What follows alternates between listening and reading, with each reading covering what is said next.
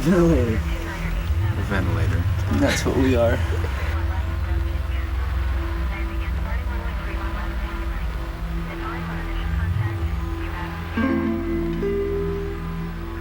Combining the two of our styles of music, acoustic and vocal, mixed in with abstract, landscape, broken, freaky, directional, just whatever. That's been our big journey the whole time, you know, is learning to let a song breathe, you know, whatever that song is, whether it's one note or a progression, you know, a story, whatever it is, just let it breathe.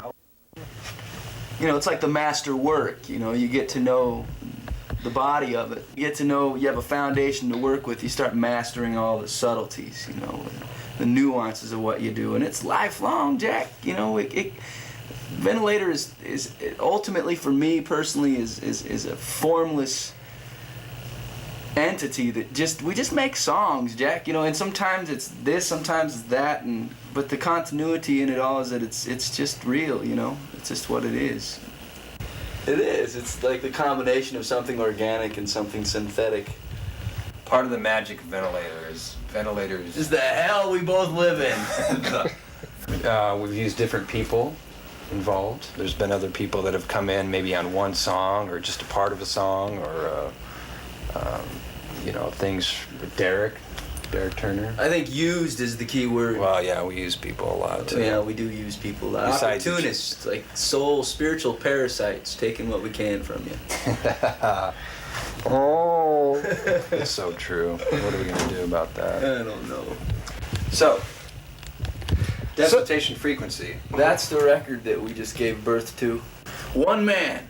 Basically, one car. Station Frequency is one man's one radio station. Journey through the desert. One day.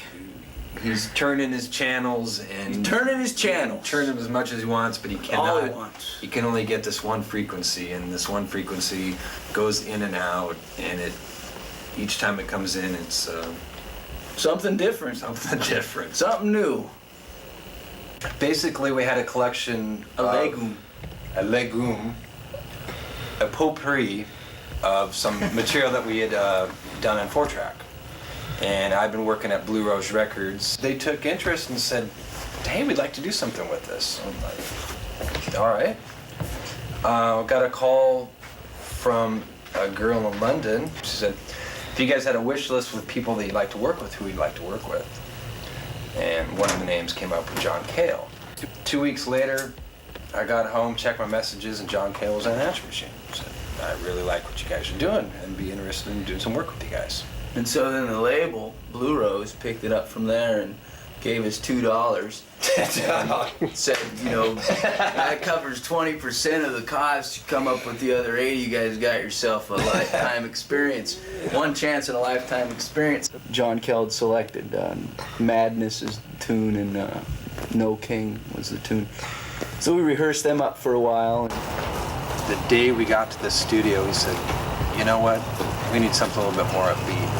So I'm like, I don't know if we do anything upbeat, because we don't, a lot of the early stuff wasn't really upbeat, up-tempo items. But I remember one song that I had liked early on called I Swear. Threw the idea at him, and he said, well, if you guys can double the time, let's shoot for it. Well, he gave us an hour and a half in the lounge, you know, not resting on our laurels or sucking our own dicks or anything here, but you know, it was interesting seeing how the musicians we brought with us reacted to being under pressure that way, because they'd spent so much time rehearsing and preparing for the big moment, and then having someone say, well, you need to learn this. It was really good. I think it's the one song that's got a lot of unexpectedness to it, at least from my point of view. Spontaneous. Spontaneous. It was very spontaneous. It was nice.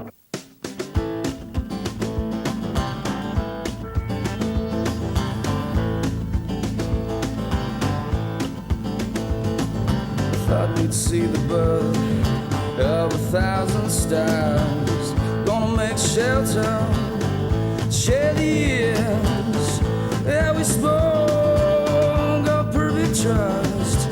Ours was his word of misgiving, gonna overcome.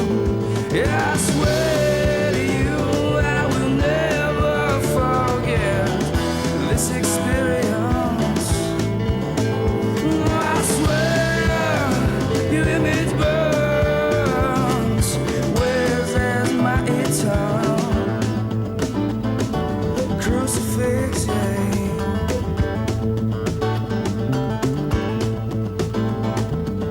I have destroyed every starving soul that's reached for me. I'll spend this lifetime grasping for those angels of mercy who can never be there. Tread through every moment. Ooh, in need, therefore,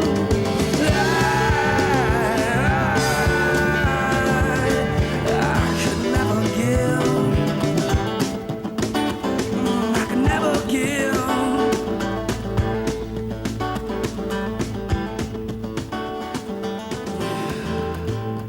Sometimes I look at our work and I think it's too emotional, I want it to lighten up a little bit. Yeah, you know? It's life. That's what we do. Yeah, it's what you are, man. Desert Station Frequency is all about gathering resources. It's amazing when you're so used to starting over all the time, how you're willing to tear things apart. Because you enjoy the chaos of it, all the drama. Goddamn drama queen. Sitting over here. Well, what inspires you to write a piece? Mood. Misery. Wow. Poverty. Faithlessness. Curiosity. Contempt. Guilt. Guilt. A lot of guilt. Because when I'm happy, I'm not writing songs. I'm out doing fun stuff.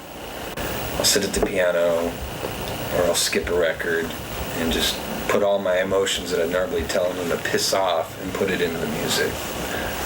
Thanks. Yeah. So it's through our consensual abuse of each other that we create music. That's the inspiration, the stimuli. What's nice about it is each argument is usually pretty different, so I can guarantee you each piece is going to be pretty different. There's variety in our wars. Good variety. We have to strike a balance here. There's times when we get together and there's nothing heavy on the brain. You know, we got a little dough in the pocket, feeling okay about things, and we get together because we like working with each other. And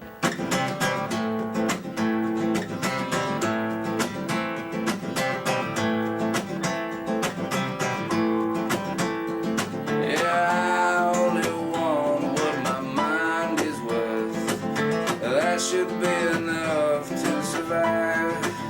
I believe a man should be judged by the choices he has made, but I have trouble making up my mind. Yeah, how about you?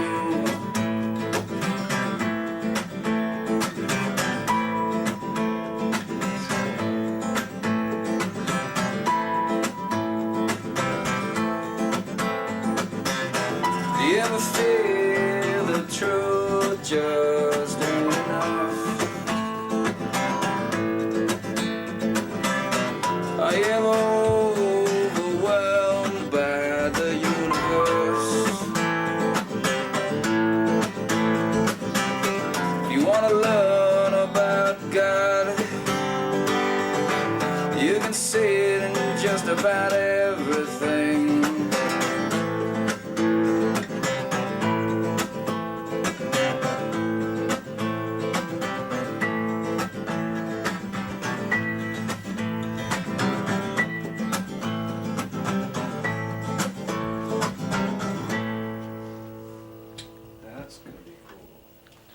I know. INC. Could be a good one. That was nice, Jack. How about this? Who is this Ventilator record for? Who do you imagine taking it home, playing it, getting turned on by it? Lonely people. Really lonely. Lonely individuals. Oh, that's a good question. Money to burn. What would you say? I mean, It fits all. Joni wouldn't buy it. No, you know. I wouldn't buy it. Edit it out. It's not just a concept album. You know, concept albums are scary to me. Yeah. And this record has it needed to have a theme because it was so Theme. That's chaotic. It was theme. the whole experience was so it's been so chaotic, and I hope that it continues to be chaotic. Well, what's cool about the album is there's so many different stages, and I think people that actually get it and really listen to it can hear the evolution and the changes of what we've, you know, brought to the music. Desert Station Frequency, to me, is a journey through landscapes and soundscapes and the creation of places and time that really don't exist. I mean, I've always done not electronic, but ambient pieces, so to Man, speak. you make noise, I make noise. What I like to do is pretty spontaneous. I'll be going through a lot of old records, and my biggest thing is I like to hear a record skip. I like to feed off a record skip, where I can slow it down or speed it up. Because if I hear a record skip, there's tones that'll come out constantly the same tone. Then I can create moods and vibes around that certain tone, or get a beat from the skip of the record.